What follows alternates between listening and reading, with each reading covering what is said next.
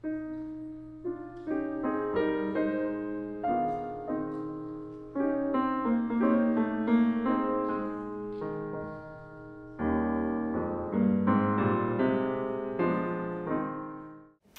Salette, bonjour. Vous êtes ici pour nous présenter votre livre « Propos éclectiques d'un agronome ». Alors tout d'abord, pourquoi ce livre?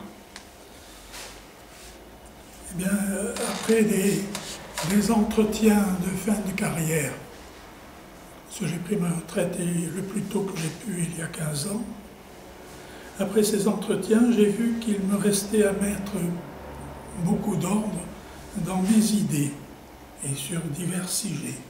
Donc voilà le livre qui est un ensemble très varié. Alors rapidement, quel est son contenu? Pour répondre rapidement, je vais vous énumérer peut-être quelques chapitres. D'abord, il y a 12 chapitres qu'il ne faut pas lire dans l'ordre. Je dirais que le contenu, c'est une diversité encadrée par les chapitres 1 et 12, qui sont une analyse philosophique des problèmes de l'agronomie en général, ou de l'agriculture en particulier. Pourquoi philosophique?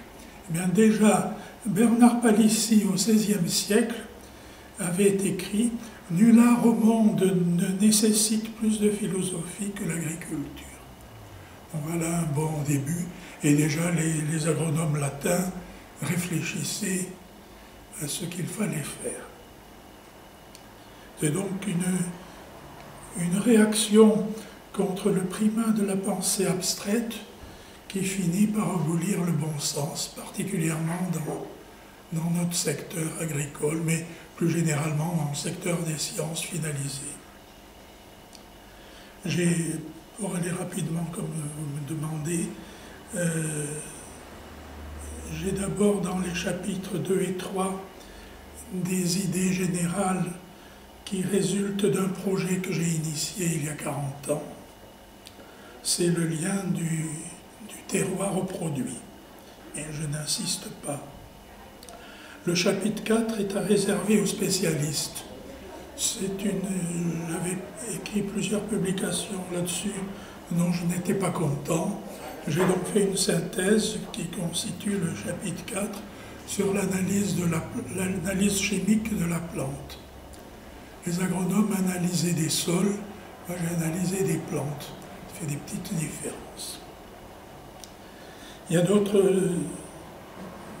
chapitres qui concernent un de mes sujets principaux, la prairie, et avec une contribution à l'histoire des idées. Et puis quelques chapitres que j'appelle un grand public, par exemple la plante dans la ville, les agrumes, aimer les fruits, etc. Alors quel genre de lecteur souhaitez-vous pour ce livre? Question difficile. Vous savez, d'abord, on écrit un livre pour soi-même, pour mettre, comme je crois l'avoir dit, des idées en ordre, et tout de suite on se dit, mais j'aimerais bien partager ces idées avec des lecteurs. On pense d'abord à des agronomes, mais en général, les agronomes savent de quoi il s'agit, et ils hésitent à lire là-dessus, bien qu'ils pourraient apprendre des choses. C'est quand même des électeurs que je souhaite. Mais surtout des étudiants. Ce devrait être une règle que quand un étudiant est admis dans l'enseignement supérieur agronomique, ses parents lui offrent ce livre. Peut-être que dans ceux qui vont m'écouter, j'aurai un résultat. Autre type de lecteur, les enseignants en agriculture, et en particulier les professeurs des lycées agricoles, qui ont en général peu de disponibilité de lecture qui leur conviennent. Soit c'est trop savant, soit c'est trop à ras du sol.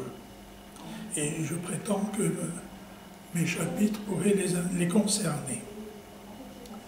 Ensuite, bien sûr, des agriculteurs à l'esprit critique. Ils sont nombreux ils ont le devoir de promouvoir leur diversité. Enfin, le grand public cultivé, comme d'ailleurs le propose la préface pour certains chapitres, je les ai énumérés tout à l'heure,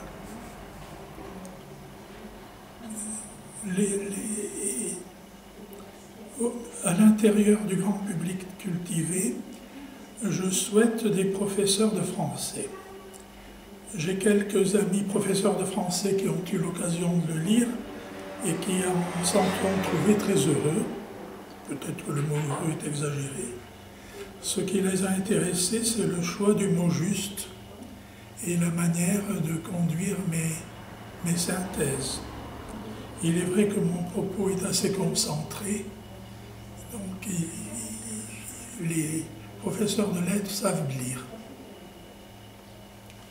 Donc en résumé, des étudiants et des enseignants. Et je souhaite plus particulièrement des lecteurs en Afrique.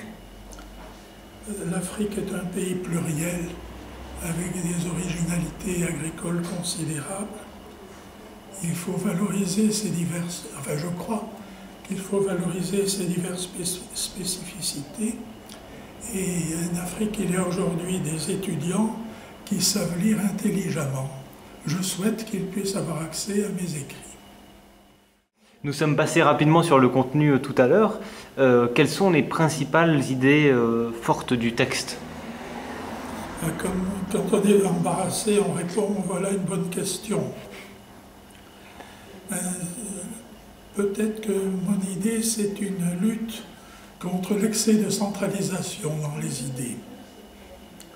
Et c'est peut-être aussi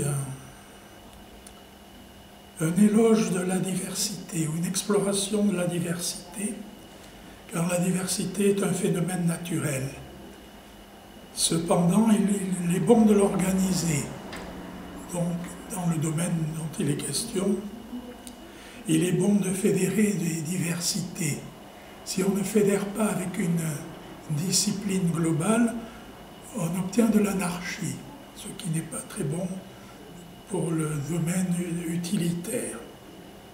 Et en particulier, dans mon chapitre 12, l'agriculture comparée est une méthode spécifique pour l'étude de la diversité.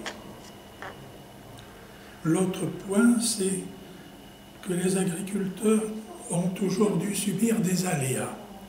Les aléas des variations climatiques, du lien au lieu, d'une région à l'autre. Mais de plus en plus, ils sont soumis à des aléas nouveaux qui résultent des réglementations. Les réglementations de plus en plus nombreuses de la France, des régions, de l'Europe. Il en résulte l'excès des normes. Et je proteste contre l'excès des normes. Les normes illustrent le pouvoir des technocrates. Et encore pire que les technocrates, sous prétexte de sauver le milieu naturel, ce sont les écolocrates. Et les écolocrates n'aiment pas les agriculteurs. Et les agriculteurs, pourtant, ce sont eux qui ont fait le pays et les paysages. Il faut donc se battre, c'est le but de plusieurs de mes chapitres, contre le souci d'une règle unique, alors que tout varie selon les lieux et selon les conditions. Un autre point, c'est un rappel sur la politique, un rappel critique sur la politique agricole européenne. Elle a privilégié l'étude de l'agriculture selon les filières, au détriment d'une étude selon les territoires. Chaque territoire a ses hommes, ses spécificités, ses qualités, ses potentialités. Et j'aimerais bien contribuer à ce changement.